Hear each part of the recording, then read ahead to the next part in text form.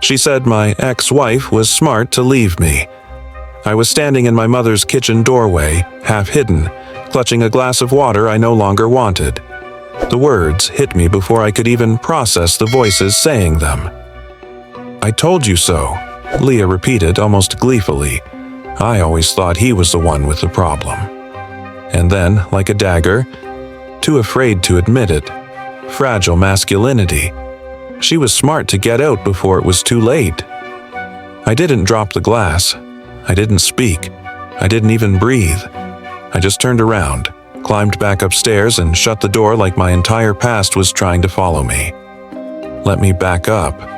I'm 35, divorced, no kids, and for the past 5 years I've been dealing with a quiet kind of grief, one that hides behind small talk and brave smiles, one that looks like watching your ex-wife move on with a life you once dreamed of sharing.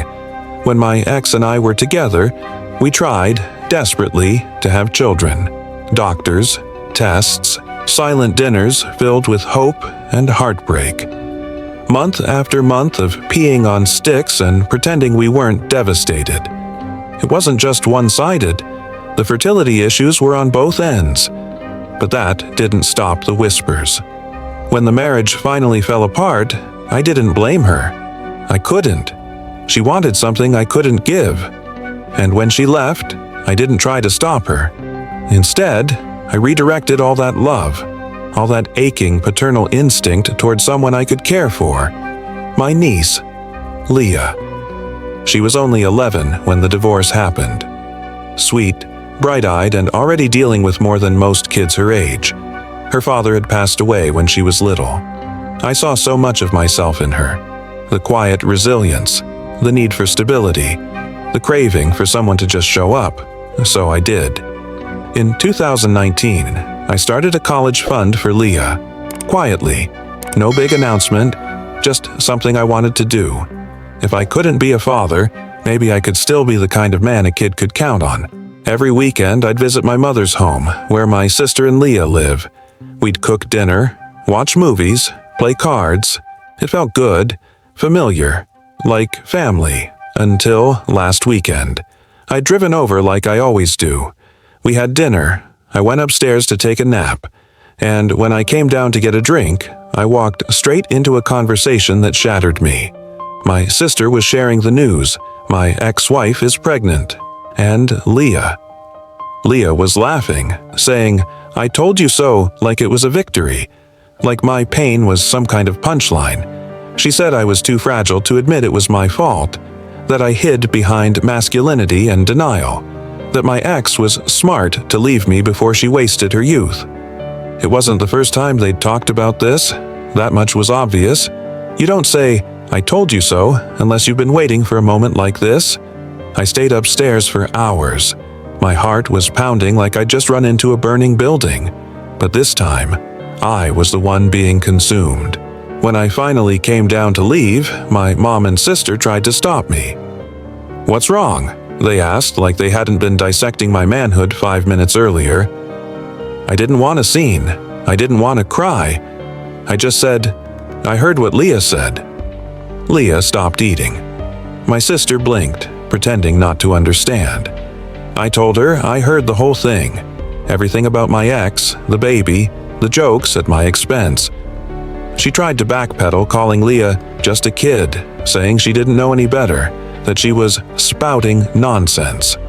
But it wasn't nonsense. It was intentional, thought out, repeated, and worse, unchallenged. No one had stopped her.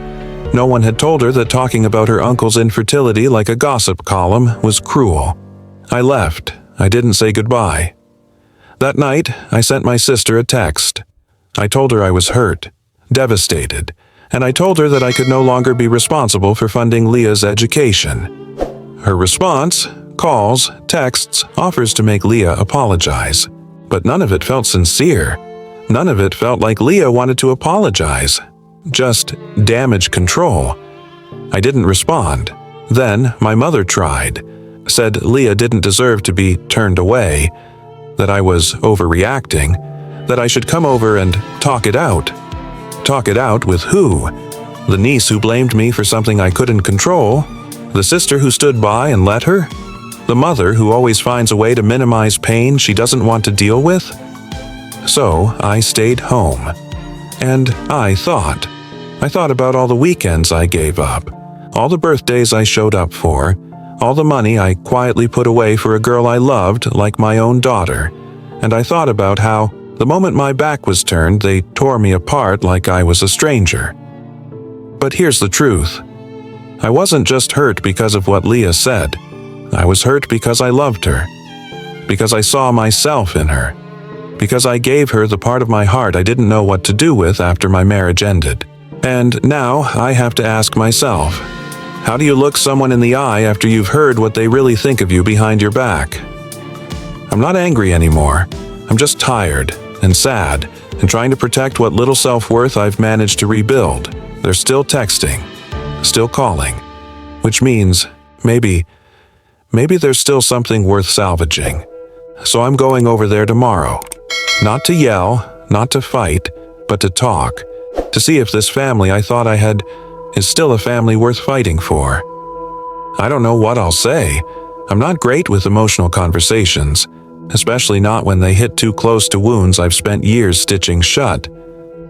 But I'm willing to listen, because despite everything, I still love that kid, and I still want her to have a future. But love without respect? That's not love, and support without trust? That's just guilt. So, am I the asshole? Am I the asshole for taking back a gift when I realized the person receiving it didn't value me? Am I wrong for protecting myself when the people closest to me made a private heartbreak feel like public humiliation? Or am I just a man trying to move on with his life? Like everybody else? That story hits like a punch to the gut, doesn't it? What do you do when the people you love show you who they really are, and it sounds nothing like the love you thought you shared? Infertility is already an invisible grief, but when it's used as gossip ammo in your own family, that's betrayal layered on top of heartbreak. Here's the truth. Being a man doesn't mean you have to be silent. It doesn't mean you have to swallow pain and keep giving while people whisper behind your back. It's okay to set boundaries. It's okay to say, I won't fund your future if you mock the scars of my past. But it's also okay to sit down, talk it through, and leave space for people to grow. This isn't just a story about betrayal. It's a story about choosing dignity over obligation. So, now I'll turn the question to you. If you were in his shoes, would you keep the college fund open or close the door to protect your peace? Let us know in the comments, and as always, thank you for listening to AITA Stories. Until next time, choose truth, choose empathy, and remember, your worth is never up for debate.